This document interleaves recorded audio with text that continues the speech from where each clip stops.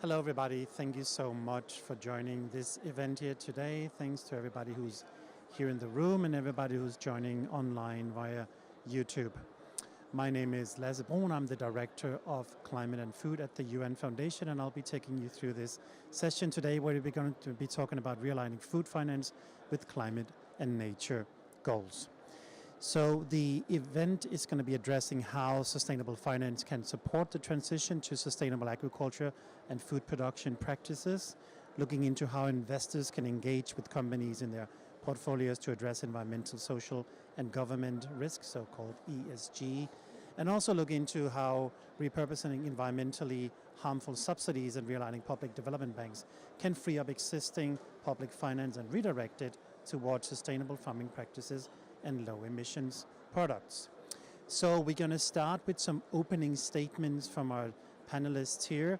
We're going to be hearing from Helena Wright from the FAIR Initiative, from Damien Fleming from WWF, Shingo Kimura from Asian Development Bank, Claire McDonnell from IISD, the International Institute for Sustainable Development, and from Bill Sutton from the World Bank. I'll be doing a very brief introduction to those when they take the floor. So each of the panelists are going to be talking for 3 to 5 minutes, after which we'll have a panel discussion, and time permitting, we will have a Q&A in the end. So for those of you in the room here, if you have any burning questions, start noting them down and get ready to ask them later on. So without further ado, I would like to start with Helena.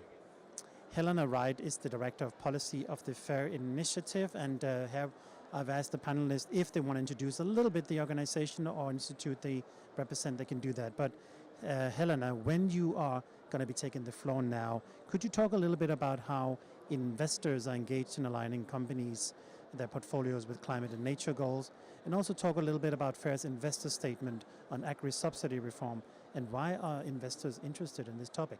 Over to you, Helena. Thanks very much, Lasse. So yes, I'm working with FAIR Initiative, and just to mention, FAIR is a 70 trillion investor network focused on sustainable food systems, and a lot of our investors have been engaging with the companies in their portfolio on the biggest material risks in their investment, including climate, nature, deforestation, working conditions, and other risks. And we're actually analysing a lot of the largest protein companies as well. We have an index called the Protein Producer Index that covers the largest meat, dairy and aquaculture companies. And what we found, unfortunately, is that the nature-related indicators are lagging behind in terms of disclosure and in terms of awareness of those issues. In fact, over 60% of the companies are classified as high risk when it comes to deforestation. That means they're not addressing the risks of deforestation, they're not disclosing any targets of how they're addressing those issues, and also on water risk. That's another indicator that's performing badly within the index that we cover of the largest meat and dairy companies. So these are really important issues. A lot of investors are trying to engage with the companies to reduce those risks. But I wanted to mention as well the role of policy, and a lot of investors in our network are also engaging with policymakers in different ways to try and call for action on these topics. And one example to raise, as you mentioned, is our recent investor statement on agricultural subsidy reform, which is a topic many of the panelists here have also been working on. In terms of the largest investments in agriculture, we've seen that almost $500 billion of investments globally are classified as environmentally harmful that are going to agriculture per year. And we launched a statement in 2023 backed by investors with $7 trillion, calling on the G20 to act on these risks. And it was also calling on governments to support a just transition in agriculture, which I think is another overlooked topic. We've already had a big discussion around just transition in the energy system, but we're only really just starting that discussion about how do we have a just transition in the food system? How do we support farmers and smallholders and all the other stakeholders in the food system to move to a more climate-friendly and nature-friendly food system? So yeah, over to the other panelists. Thank you. Thank you so much, Helena, and thanks for bringing up the issue of just transition, which is so crucial, particularly when you talk about stranded assets and compensation for farmers. A lot of repurposing of funding is going to be needed there. Damien, I would like to come to you now. Damien Fleming is the Deputy Practice Leader on Forest at the WWF. Could you talk a little bit about the recent WWF report? They've been addressing these issues, and particularly how subsidies on forest and deforestation are impacting that. Thank you, my pleasure. And it's really lovely to be here. It's one of many events I'm doing in looking at the kind of interrelationships between food systems and forests. And I think these are still, unfortunately, working very much in silos. And so, this is a great opportunity to think about how we can break that down. So, I mean, quickly just to start with the Living Planet report, which WWF launched last month, and the headline indicator, the shocking indicator of 73% decline in average wildlife populations in my lifetime. The report also tells us that the leading driver of those by a long way is the food system. We also know that the food system is responsible for about 90% of deforestation at the moment. Now, this isn't a kind of unidirectional relationship. So one of the other things the Living Planet report tells us is that we are fast approaching some really dangerous tipping points, one of which is the Amazon. And that, coupled with deforestation in the Cerrado, is really affecting water and climate cycles, which in turn has grave consequences for the food system in Latin America and as a consequence, international supply chains. You referred to the issue around subsidies. So our report has found that 470 billion a year is going into subsidies that harm forests and other ecosystems. We also know that around 14% of deforestation is caused directly by subsidies. That's about 2 million hectares of forest. So it's pretty significant situation. So it's about 100 to 1 the relationship between grey finance that harms the environment and green finance. So we have a significant situation here.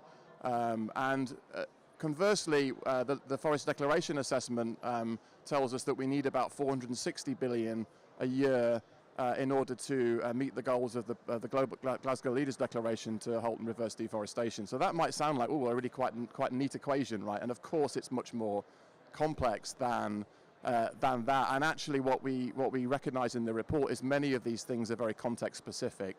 So in doing so, the report goes into looking at a couple of country examples in Brazil and Malawi. It takes us through a 3-step process in terms of how we can go about the process of subsidy reform. So for example, and the first step is really looking at what are those subsidies that are happening in individual countries. So for example, in Brazil, 72% of agricultural credit is going to states, municipalities that harm deforestation. In Malawi, the agriculture input program is incentivizing intensive maize production, which is being harmful on soil health. Obviously, it's causing deforestation and conversion, and is having, in many cases, limited effects on farmers. The good news is that there are many, many repurposing solutions and options out there. And again, this is really when I wanted to think about how we break down silos. So some of these solutions are in the agriculture space around conservation agriculture, sustainable livestock farming, but we also really want to think about how we could repurpose subsidies towards agroforestry, towards forest landscape restoration. The final point I'll make is that this alone is not enough. We also need complementary actions. So we need, again, this is very context specific. So in places like Brazil, technical assistance and extension services are really important. In places like Malawi, we really need to invest in scientific research. So I'll leave it there, and I'm sure we'll have more chance to further discuss. Excellent. Thank you so much, Damien, for those really important points. And in terms of breaking down barriers, if we have time, we could also talk a little bit about how we need to break down barriers between ministries in governments to also align funding and the interconnectivity between, for instance, climate change, food systems, and biodiversity, particularly in this super Rio Convention year. I want to come now to Dr. Shingo Kimura from the Asian Development Bank. You're the Principal Natural and Resources Agriculture Specialist. Hearing from your colleagues, and you have the mic already, could you talk a little bit about how the Asian Development Bank is investing in climate transition within agriculture? Yeah, thank you very much for inviting ADB to this panel. And as you know, ADB has very big ambition to be an Asia-Pacific's climate bank. And when the current president took office in 2019, we announced a very ambitious plan to invest 100 billion US dollars on the climate up to 2030, and we are very much on track. And then in agriculture, we also announced a very ambitious plan to scale up our investment in the long-term food security In 2022, that we also committed 14 billion investment up to 2025, and it's already halfway, and we are on track. And now we are preparing new ambitions, more focusing on food system transformations from 2025 to 2030 to be announced sometime next year. And then it's very much climate shift is a part of a core of our operations in agriculture food. So more than 50% of our investment either contributing to the climate mitigations, adaptation. So we really mainstreaming climate, shift in our investment. We also work on the both government and private sector.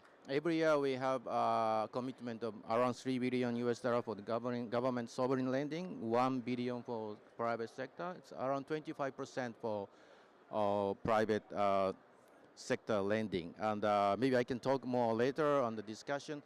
On the subsidy, we also work on a lot of policy reform programs. For example, in the Philippines, we have supported this tariffification of their rice policies. So the subsidy is not only the budgetary transfer; it's also including a trade protection. So this kind of very much distortive trade policy also harm the our environment. And during our communication, in many Asian countries, they are very much focusing on self-sufficiency, boosting production. So simply saying, this your subsidy is harming environment, that's why we should reform, probably it's not so appealing. So that's why we are always saying this, having sustainable agriculture, long-term management of natural resources is a fundamental for your own food security. So this is fitted to your policy objective. That's why we like to support this subsidy reform. So their way to communicate is, for us, we found is very important. And maybe I can talk more detail later on the specific program, but maybe let me stop here as an introduction. Thank you. Excellent.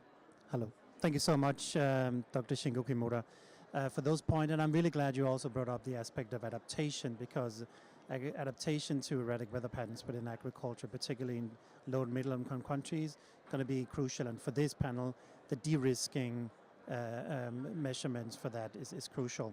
I want to come now to you, Claire. Claire McDonald is the policy advisor on food and agriculture for the International Institute for Sustainable Development. So Claire, what kind of research are you at IISD doing in this space, and what evidence and insights are you finding about how funding can be repurposed? So I'll perhaps start with just a couple of lines on who we are at IISD for those of you perhaps in the audience or online that maybe aren't familiar with us. So we are a Canadian think tank headquartered in Winnipeg, but with staff working globally. We work across a range of sectors from energy, agriculture, tax, mining, trade, adaptation and resilience. But we actually have a long history as an organization of working on subsidies and subsidy reform.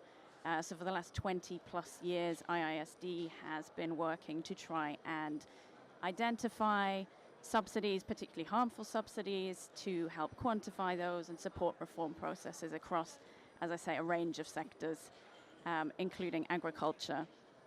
And I think perhaps before diving into some of the work that we've been doing recently and some of the findings, maybe just a quick couple of lines in the way of framing. So I think probably not news to anybody that's sitting in this room. We know that on average we're spending over $840 billion a year in support to agriculture. Much of the support is indirectly leading to negative impacts on our climate, our biodiversity. Much of the most harmful support is support that is incentivizing increased production. So support such as that for certain inputs. So inputs that might, such as chemical fertilizers, for example, or pesticides that are leading to air pollution, water pollution, they're perhaps depleting our soil quality. Support that is increasing the amount of land under cultivation that is driving land use change, deforestation, the associated increase in emissions and loss of biodiversity. So the scale of the problem is huge. It's at the moment, as I say, we're spending over 840 billion US dollars a year. The FAO predicts that this could increase to as much as 1.8 trillion by 2030. So if the scale of the issue that we are dealing with at the moment is big, it's projected to get bigger. So really the need to look at how we're supporting our agriculture systems is very clear. The case for doing so is clear. It's an imperative. We have to look at this. And this is what we at IISD have been focusing on in agriculture, is the role that repurposing some of this harmful support can play.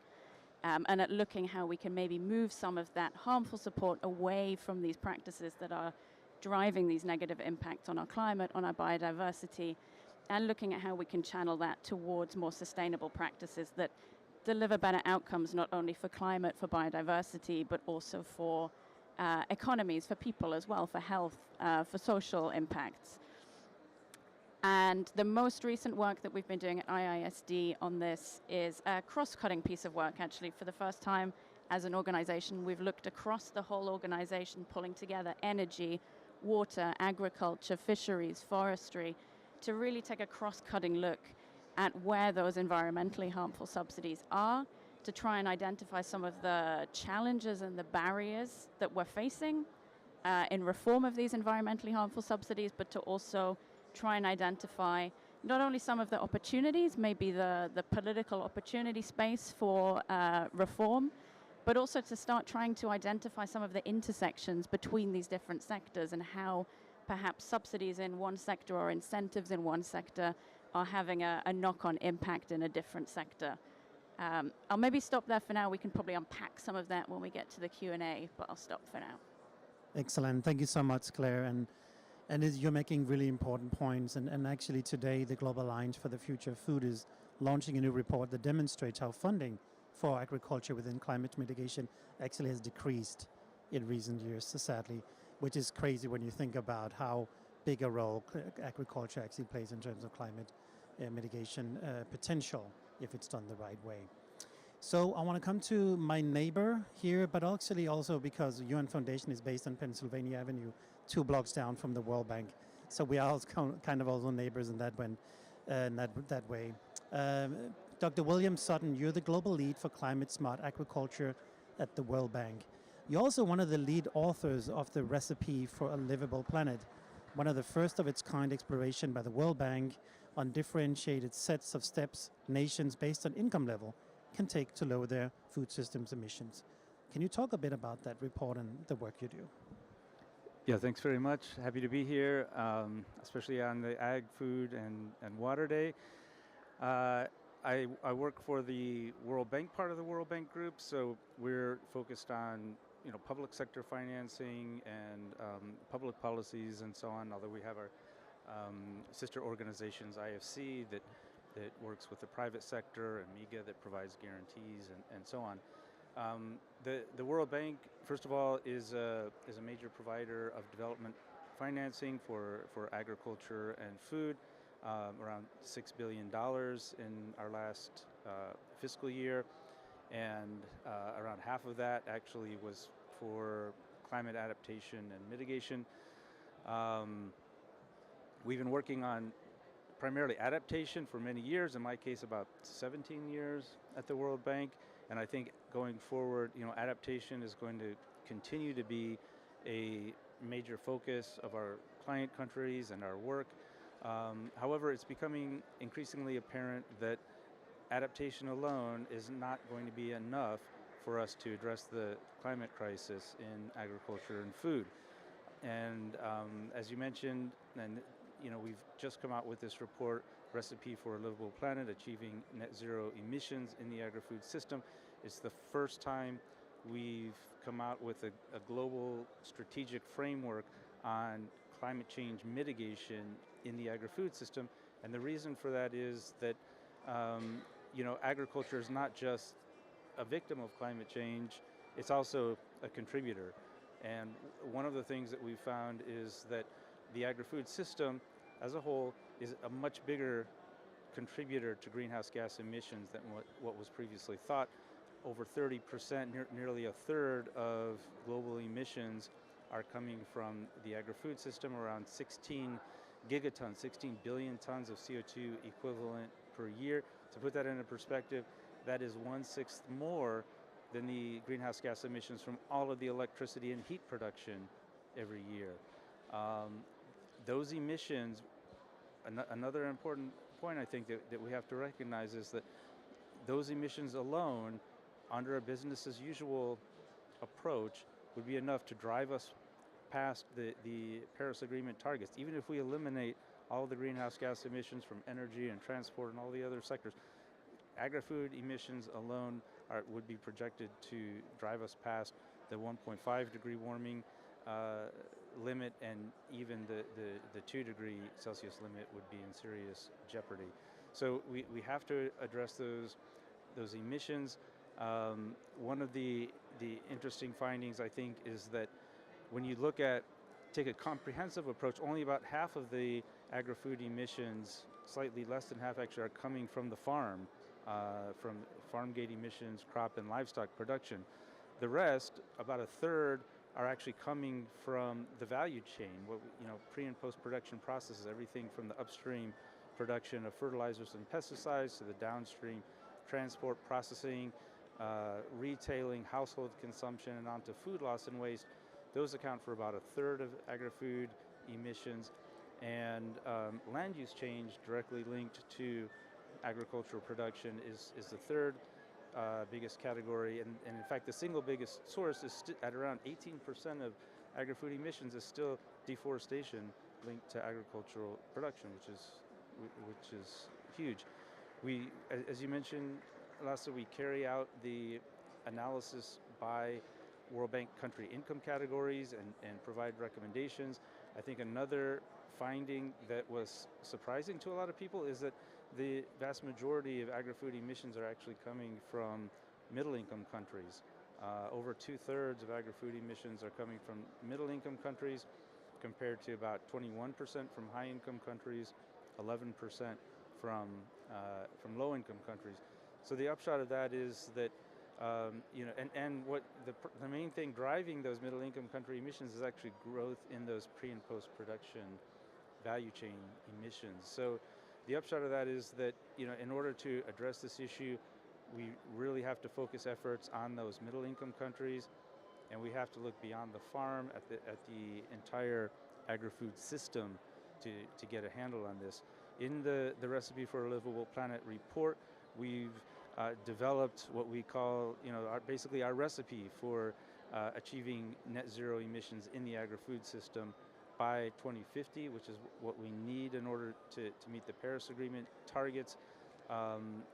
That allows us to drive those 16 gigatons of current emissions down to zero using cost-effective approaches, primarily existing technologies, and 3/4 of the cost-effective mitigation opportunities are actually in those middle-income countries.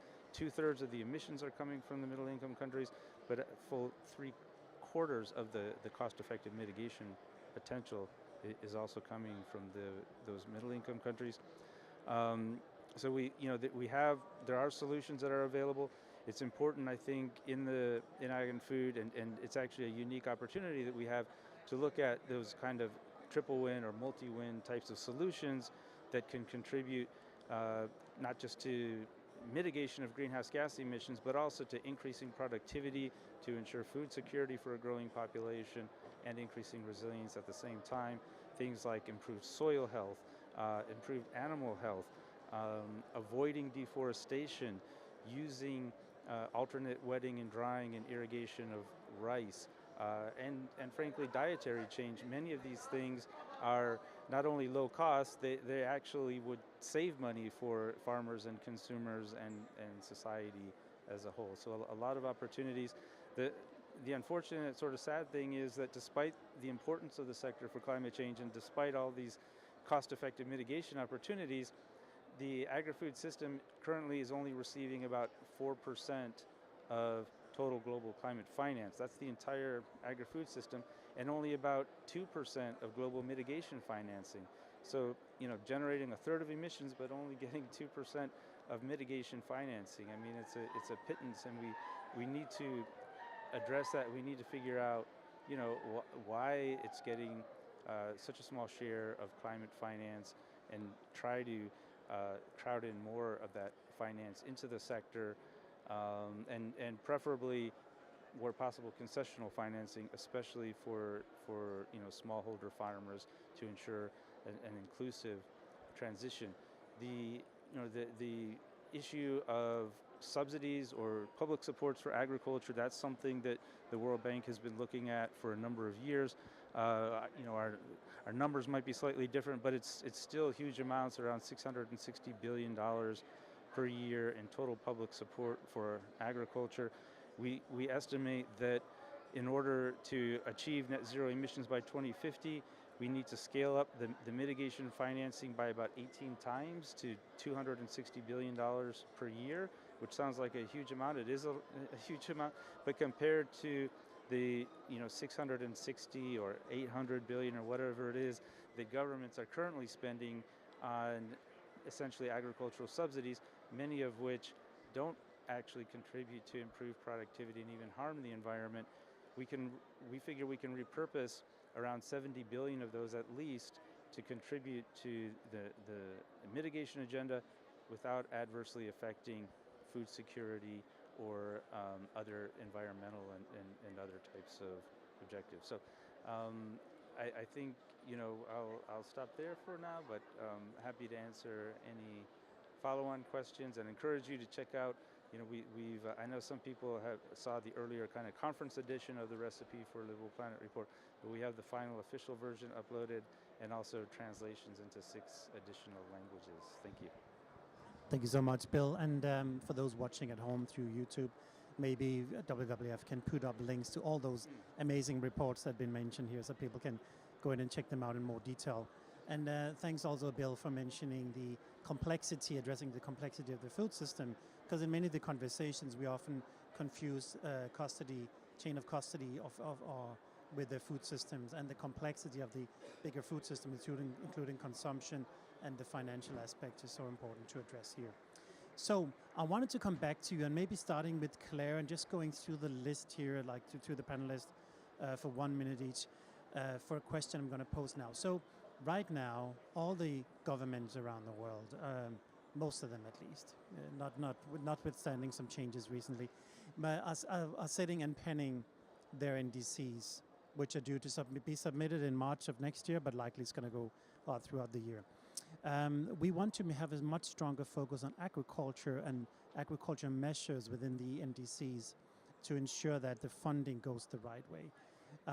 Based on that, and given that we know how myopic often the perspectives are from the different ministries, and how bad the collaboration are between particular ministries of climate change and the Ministry of Agriculture and Finance, we need to break down those barriers. What role can the finance community, the investor community, the MDBs and civil society play to help governments break down those barriers to ensure the funding, the repurposing of funding finds a way forward to become a part of the NDCs next year so they can fit into the ratchet up mechanism?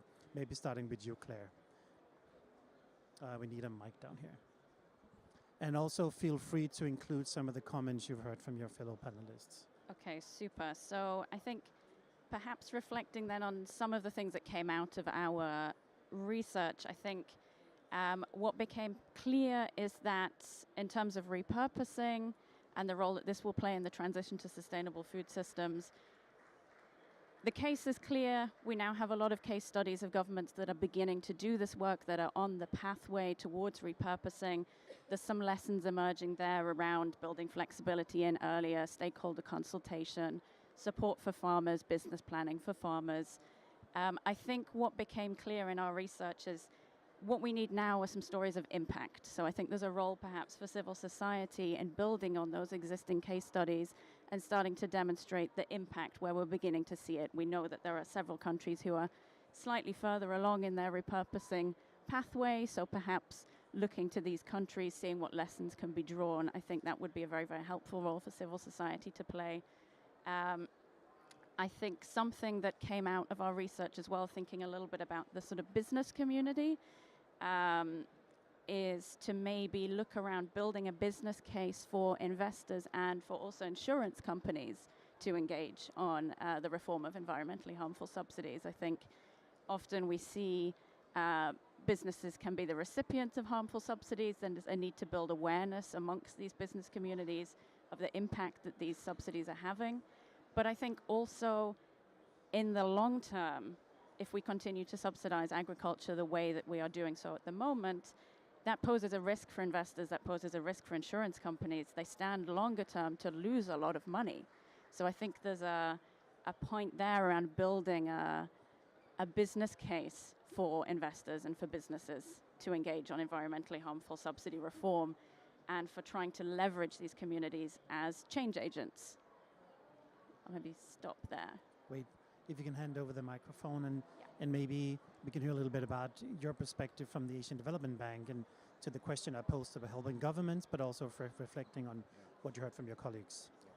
Yeah, my main clients are usually Minister of Agriculture, and their mandate is not necessarily in climate change. So that's why we are always imposing, for any ADB project, we are imposing this very rigorous climate change assessment, upstream assessment, to give more awareness of this impact of this agriculture and, to climate change, also the adaptation perspectives.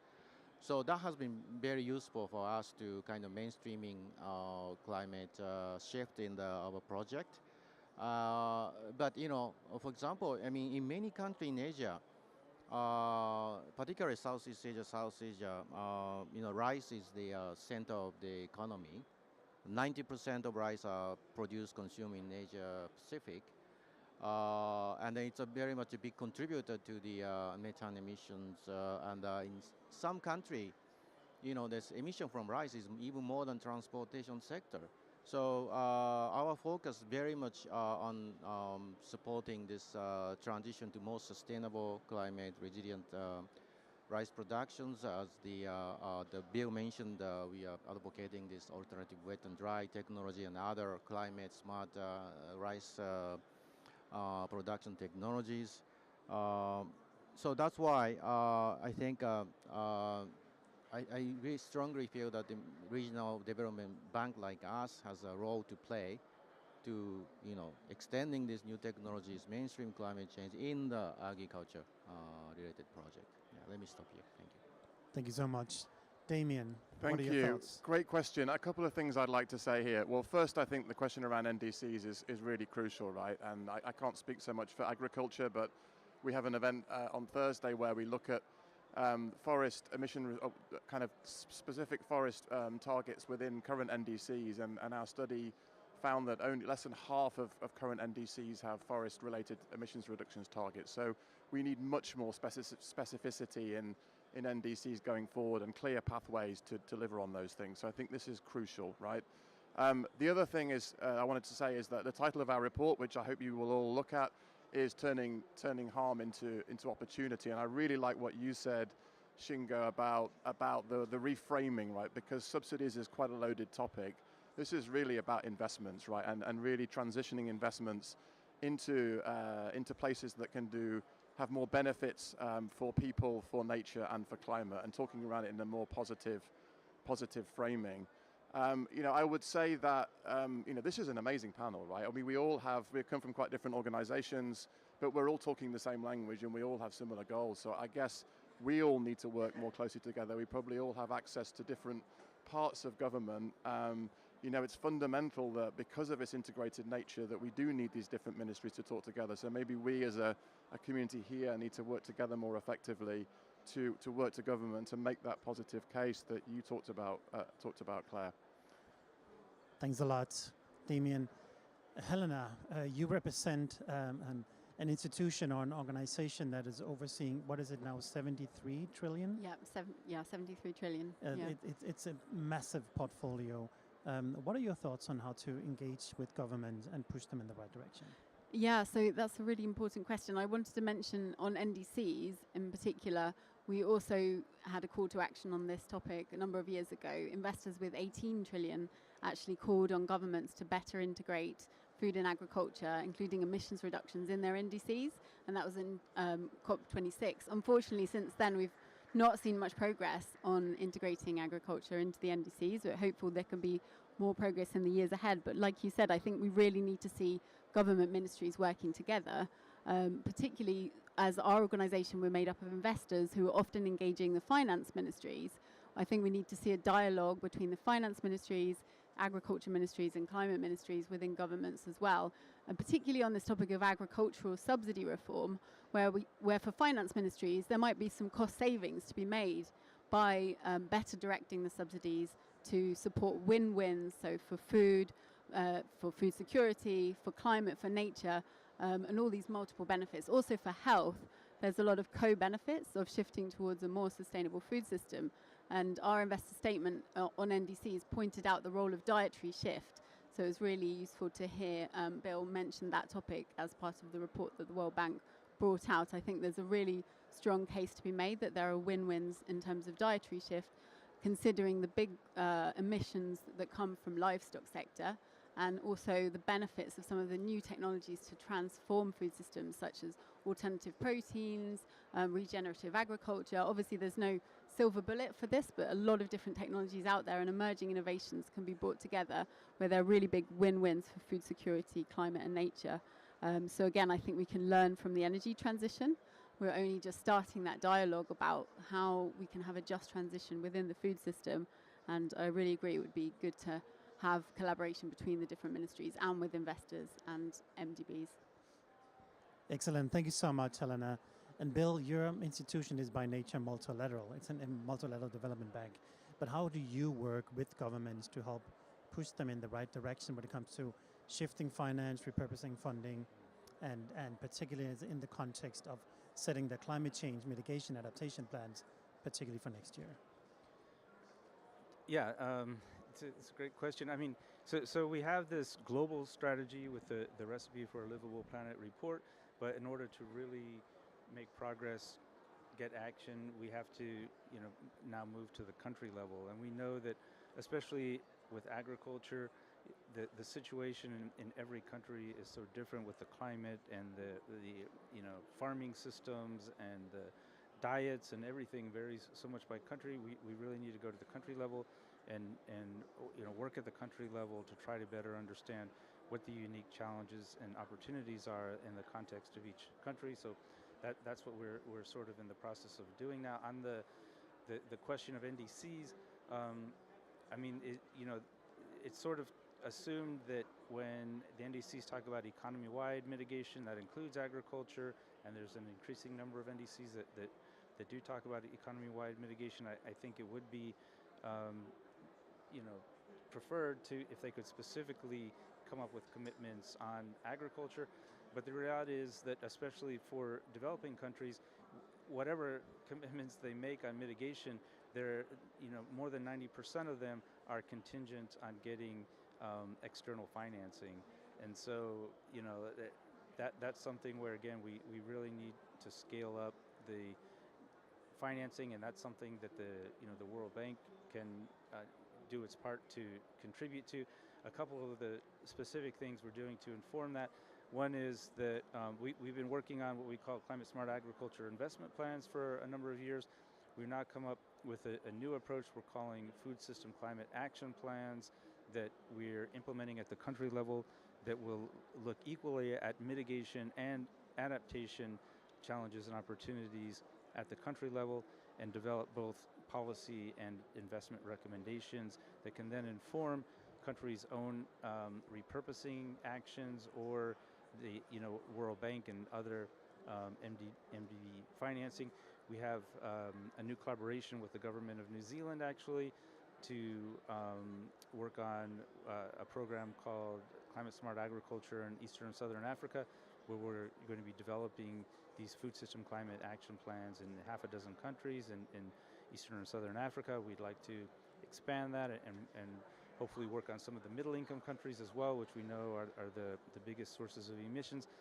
Another sort of missing piece of the puzzle when it comes to climate action, and especially mitigation action in the agri-food system, is understanding the marginal abatement costs. And for other sectors like energy, they have marginal abatement cost curves for for every country that tell you where where do you get the most bang for the buck in investments in mitigation in that sector. But for agriculture and food, we don't have that at the country level, except for just a handful of examples. So another thing that we're doing is developing a global database on marginal abatement costs for agriculture and food that will be specific for each country, and that will hopefully inform, World Bank lending and inform countries' own NDCs on, where the greatest opportunities are for climate action in ag and food at the country level. Excellent. Thank you so much. I like the perspective of having bottom-up and top-down approach meet each other and work it out together. So we, in about 10 to 12 minutes, we're going to wrap up this session, and I'm going to ask each panelist at that time to give a 30 to 45-second statement, like a closing remark and key recommendations for how to take this work forward. But before we do that, we have time for some Q&A with the lovely audience here today. So we have around 8 to 10 minutes. So I want to see if there's anyone who want to take the floor. Hasib and Reyes, I just happen to know these guys. So please introduce yourself, your name, affiliation, and if you have somebody specifically you direct a question to as well. Sure. Thanks, everyone. Can you hear me? Thanks, everyone, for the lovely interventions. My name is Hasib Bakhteri. I'm with Climate Focus. I work on food, agriculture, forest indices, all of the things that you're mentioning. I have two questions, if it's okay to ask, one for William and one for Claire. William, you mentioned the 6 billion financing that the World Bank did in the previous fiscal year in the ag sector. And half of that went for adaptation, you mentioned. You also mentioned the statistics that said the middle-income countries' share of global emissions in food system is the highest, a third of the world's emissions from food systems, and most of which comes from post-production stages of food supply chains, I believe that's what you mentioned. So that kind of tells me that maybe modernizing food systems increases emission in food system, because a lot of the countries, upper middle income countries, are modernizing their supply chains, and that could be increasing the emissions in those sectors. Is that a correct assessment that I'm making or not? And if yes, related to that, then do you also at the bank level assess the climate change impact of adaptation financing that you make? So in terms of whether it has mitigation benefit or mitigation trade-off, as in whether the adaptation financing can increase emissions or not. That, and my question to Claire is, have you looked into the role of international trade in increasing subsidies? I say that because we saw in Germany that it became a huge issue when they wanted to reform subsidies in the agriculture sector. And the reason is that German food producers are competitive in the world food market is because of the subsidies. So how do you think the trade plays a role there? Thank you. Thank you so much, Hasib. So maybe Bill and Claire, if you can answer like about 1 minute for each question, and then if any of the panelists have a brief comment as well, please do come in so we have time for the other questions as well. So maybe start with you, Bill. Okay, thanks. Yeah, thanks very much for the very detailed questions. Obviously, you're paying attention. That's fantastic. Well, just first to clarify, so $6 billion of financing globally for ag and food from the World Bank, and around half of that had climate co-benefits, a combination of adaptation and mitigation. So first of all, for probably almost a decade now, we've been doing greenhouse gas accounting for all of our new investments in the agri-food system. And it doesn't matter if they're not for climate at all, if they're for adaptation or whatever, we have to do greenhouse gas accounting and also value the shadow price of carbon for all of our agri-food investments. And for about a year and a half now, we've also been required to be Paris aligned in all of our investments, both on adaptation and mitigation side. In your question on the country income categories, it's actually about, it's not the majority, the largest category of emissions is still coming from the farm, but the second biggest category is those pre and post production processes. And as you indicated, we have charts and things in the Recipe for the Livable Planet report that illustrate this. If you look at the low-income countries, there's almost no emissions coming from pre and post-production processes. It's all coming from two sources, on the farm and land conversion. And what you see as countries develop is that those pre and post, the on-farm emissions increase a bit, but as those pre and post-production or value chain emissions increase dramatically, and that largely drives the overall increase in agri-food emissions. But at the same time, and then by the time they get to the high income level, those pre and post-production processes are dominant, and high income countries tend to actually have much lower emissions from the land use change. So over time, countries essentially they expand the development of their agri-food value chains. That creates a lot of emissions, but at the same time, they tend to manage their land more sustainably. Thank you so much, Bill. And coming down to you, Claire, and if you keep it just about a minute. Sorry, thanks. Yes, great question. And we do have a trade team at IISD who is looking at this very, very closely, because obviously countries are not repurposing in a vacuum, and governments and business aren't going to want to pursue reforms that put them at a disadvantage. I think what was interesting, what came out of our report as well, thinking about, you used the example of Germany, and I live in Berlin, so I kind of watched this play out. I saw all the tractors on the streets, all of the protests. And what also came out of our research, in addition to the trade angle that you mentioned, is I think that there's a little bit of a mismatch within Europe in terms of the narrative and the understanding amongst, in particular, the general public around what is being subsidized, what the impacts of that are. And I think there's a need there to maybe do some sort of narrative building campaign in particular member states, but also at the EU level, to try and uncover a little bit not only the impacts that current subsidies are having, but also some of the vested interests, some of the beneficiaries of the current harmful support. And I think that would also help in building the case, the broader base and case for reform. Thank you so much, Claire. Damien, you could keep it to 30 seconds and Yes. we'll do the other question. Yes. I think this is a really great question, and I think I think the reframing piece, as we discussed earlier, is really important. But also, I think we need to acknowledge there are trade-offs.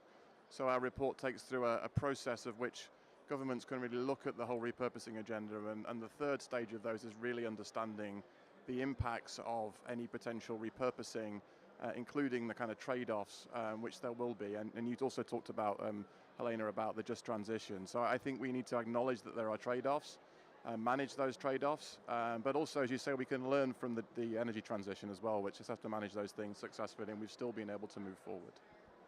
Excellent. Thanks, Damien. Now over to Reyes. Hello, everybody. Thank you, the panel. It has been super interesting. I'm Reyes Tirado. I lead the agri-food work in Climate Bonds Initiative. We are developing the criteria for investments in green bonds, but also in sustainability-linked debt for agri-food, including crop and livestock, but also alternative protein and the food value chain. I have two comments. One is a positive comment question, and the second is a more challenging question for any of you who would like to answer. The first is that I think the conversation, I think we complain a lot, and I think we need to complain. A third of emissions come from food systems, but is really absent from the negotiations, pretty much. So, but I think the conversation has really advanced a lot in the last years, in the last 5-6 years. And for example, having dietary chiefs part of a World Bank report that we use a lot in developing the criteria. For example, it has very good graphics. So I feel the framing and the narrative and the science coming from the IPCC is really clear. We need to include food also in all indices, but also in the climate negotiation. But somehow, both the finance and the political elements are lacking. So my question to you is, what do we do now? And where do you see is the biggest potential to actually try to drive this financing, but also the political elements into the conversation at this kind of forum? Thank you. Great, thank you so much. And maybe somebody who didn't get a question before, Helena, do you want to come in? And just keep it to like 1 minute. Okay. Thanks. Yeah, just to jump in on this, I think there's some really big opportunities emerging on this. One is the kind of role of just transition in agriculture, which I mentioned before. It is really good to see that emerging conversation coming together. The EU, for example, never had any just transition fund on agriculture. They had a just transition fund for every other sector, but agriculture was left out. But it's quite promising to see that now being mentioned in some of the dialogues, like the EU strategic dialogue for the first time. I also wanted to mention it's really good to see the World Bank recently scaling up the agri-food finance, which I think there was a commitment a couple of weeks ago. That is quite a promising step to see agriculture being recognised. And I think it touches on one of the questions that was just made by Hasib as well, the role of agriculture and agri-food systems in a win-win between both resilience and adaptation and mitigation. It's one of the sectors where you can get a lot of those synergies together, the win-wins for food security, for nature, and also for resilience and for food security together, actually. Unlike other sectors where, say, for energy, it's more about mitigation. I think it's really good and promising that we can see agriculture with those win-wins, and avoiding trade-offs, I think, would be key, as was just mentioned. So how can we focus on those where there's synergies and avoid trade-offs? Thank you so much, Helena. Shingu, did you have a comment here as well? Yeah, just briefly that, ADB, MDB, ADB can, design a lot of like catalytic project to crowd in the private investment. What we do is a very much small fraction of total investment. So I think the key is, more bringing private sector investment. And I was wondering, this in the end, this has to bring the benefit to the farmers to bring the to change their practices.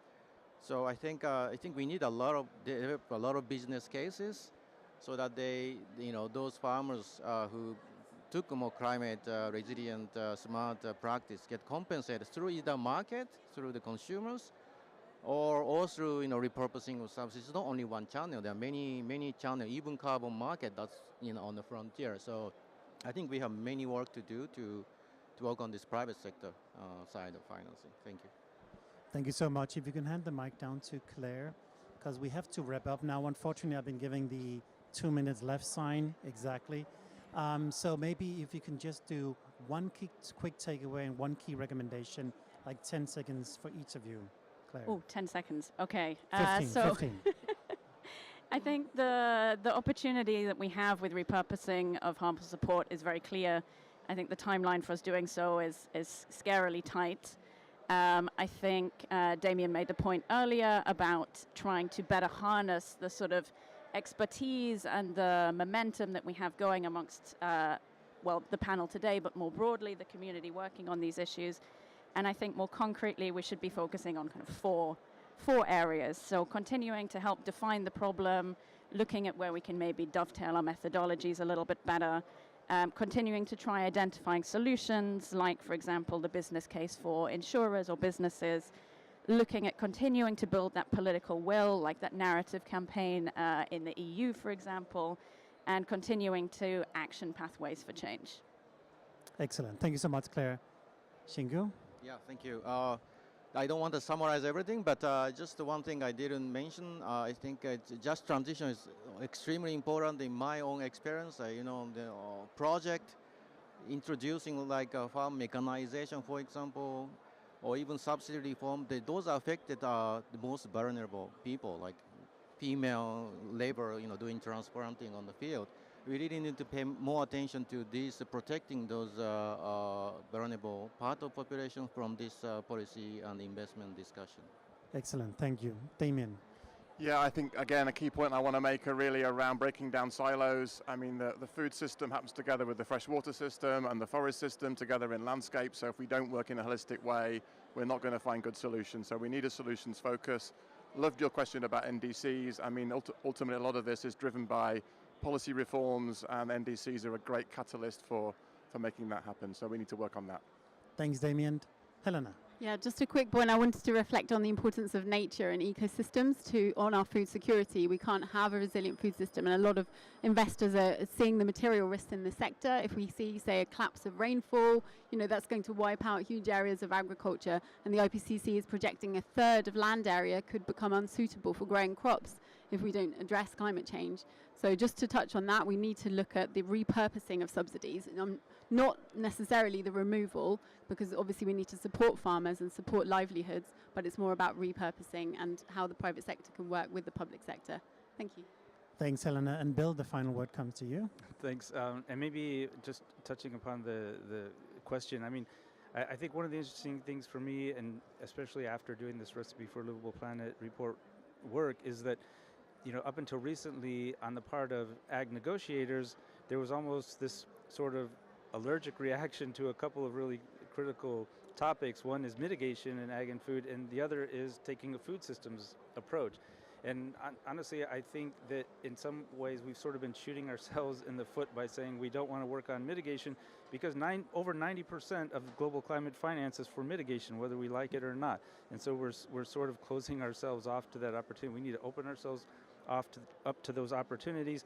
And I think the Emirates Declaration was actually an important step forward, because something like 160 heads of state, or whatever it is now, actually for the first time acknowledged that we should look at greenhouse gas emissions reduction in agriculture, and that we should take a food systems approach, which I think is really important. And we need to now build on that and move to implementation in the negotiations. Thank you. Thank you so much, Bill. And as always, way too little time for these massive discussions, but let's consider this a conversation starter and come back to it, and feel free to come to the panelists. Thank you so much for all your wise words and your thought leadership, and thanks for everybody who joined today. Goodbye.